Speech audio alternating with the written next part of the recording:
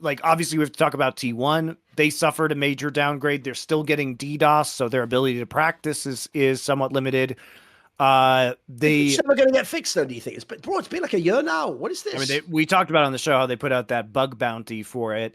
There's something really wrong with the client that is allowing this to happen.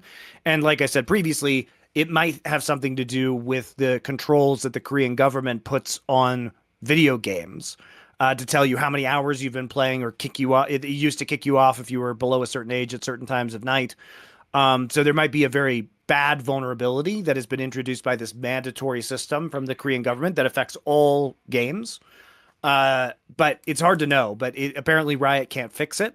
And as long as T1 streams, if they're not streaming, I don't think they get DDoSed as much. But if they try and stream, that's when it's not that they get DDoSed. It's that their teammates or opponents get DDoSed to basically ruin the solo queue experience. Sadly, for some reason, every person who repeats that they get DDoSed, Monty, makes it sound like they get DDoSed in all games and they just can't play League of Legends. They can scrim still, you idiots. It's just if they stream and play like solo queue and stuff, they get fucked up. Which, by the way, still does affect you, obviously, but it's not like people kept trying to make it sound like they weren't even scrimming, bro. Like, no one knows when they're scrimming. That's secret, obviously. It's also very important that they used to get DDoSed, but they themselves do not get DDoSed anymore. It's their teammates and opponents. So it's not affecting any internal. They'll still ruin the game, obviously. Yeah, but yes. So that's a very important distinction to make. But T1 now, nobody reasonably thought they were going to win world championships after the world championship after making it as the 4th seed and being one game away from elimination. It was a Cinderella story that got them to the point. They certainly pulled it together, had a great run.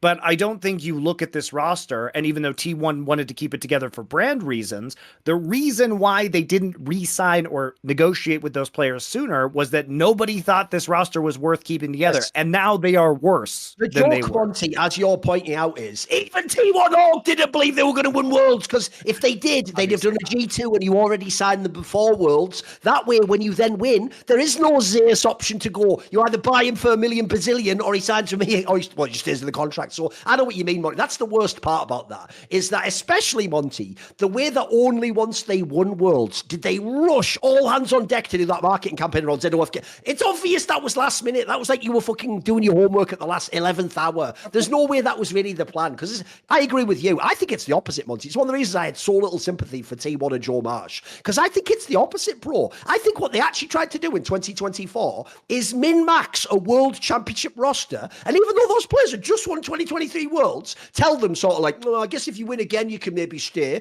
And then it turns out the players won the gamble, by the way. One, at that point, you're supposed to just get the biggest contracts in the world, mate. You're 2-time back-to-back world champions. Every player there, for real, should have the expectation I should potentially be the best, highest paid player in my role. And by the way, as you can see by the other ones, I'll still never understand, Monty, how a T1 fan thinks it's cool that T1 got Gumayusi and Keria to sign for less by telling them Zeus was signing. I'll never understand that. To me, I actually like my favourite players to check notes get paid. It's a crazy idea. I don't think that there's intentioned servants that owe me the ability to play in League of Legends. Like, I think they should be allowed to be paid the biggest salaries in the world. So I think this is a mega in this off season, because I also, like I said in my video as well, mate, the worst thing they did was this.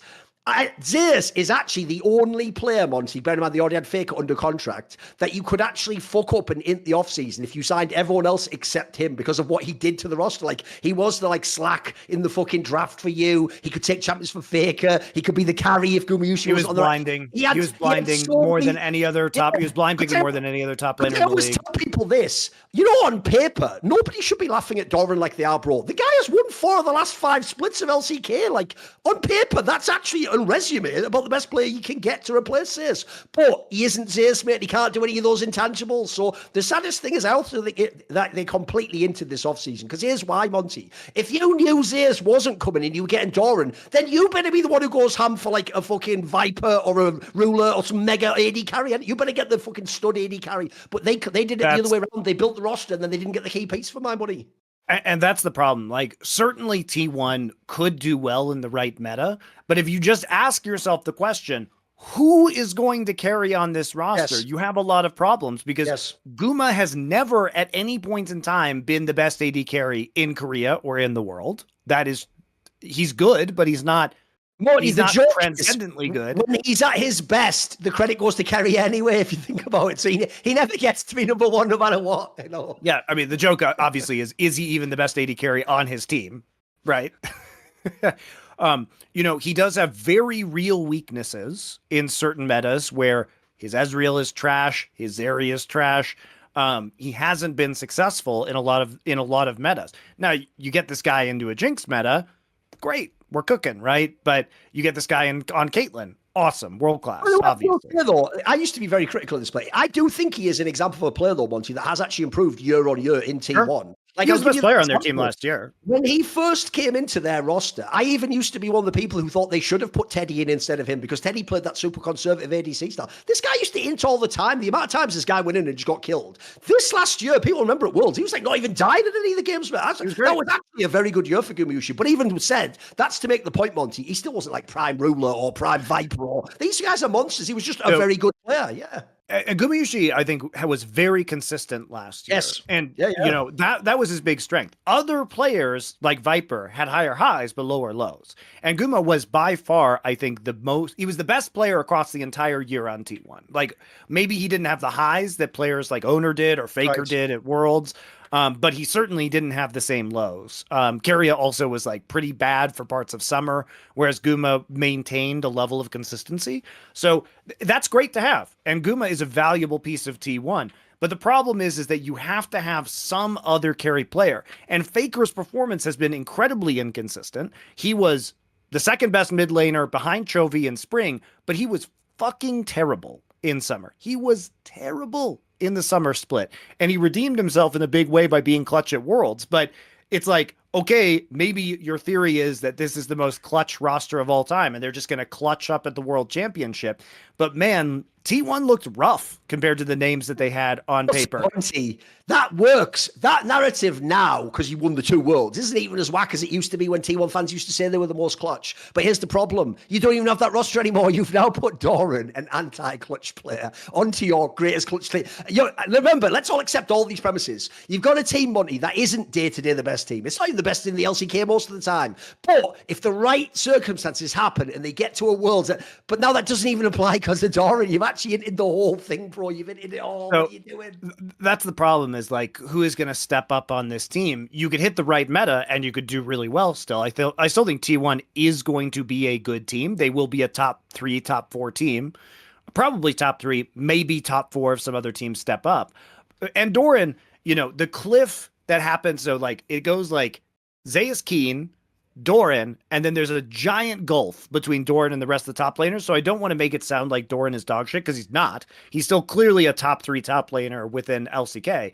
But he's not Keen, and he's not Zeus, and he's certainly not on the level of some of the Chinese great top laners. You've nailed it. I was going to say this. Here's the obvious thing you say to yourself, Monty. It's also what I said in my video about Zeus. Here's how I know that people only want, like the classic refrain, it's only once you don't have it anymore, you realize what you had. The reason that you all know that Doran is a massive downgrade for Zeus is because when you think of that last World's final, if Zeus wasn't there, by the way, that would have been a clap from fucking BLG. Bid was on his shit, mate. He was almost nobody could go toe-to-toe with him, right? Zeus did about the best you could possibly do.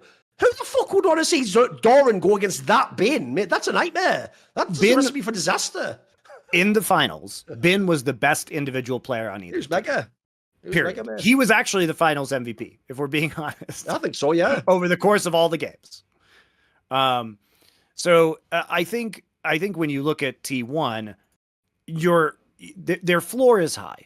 Right. And Doran it's not even just Bin, mate. Run through all the list. There's going to be like Zika in the LPL. There's fucking the Shies back with IJ. Mate, there's a lot of hard top laners to play in League of Legends. So but I agree. It's why the saddest thing about the Doran side for me, mate, is I feel like because he's the last to join and he isn't Zeus, he will get scapegoated. But it's not totally his fault. Like, by the way, all those other things I just said Zeus did, those aren't your job as a top laner. You can just turn up as a top laner and go, I'm a top laner. I play top lane champions. Give me like a meta pick and I'll play. Doran could do that, by the way. The point is, I think Zeus had like an extra gear that not many top laners have, actually, by the way.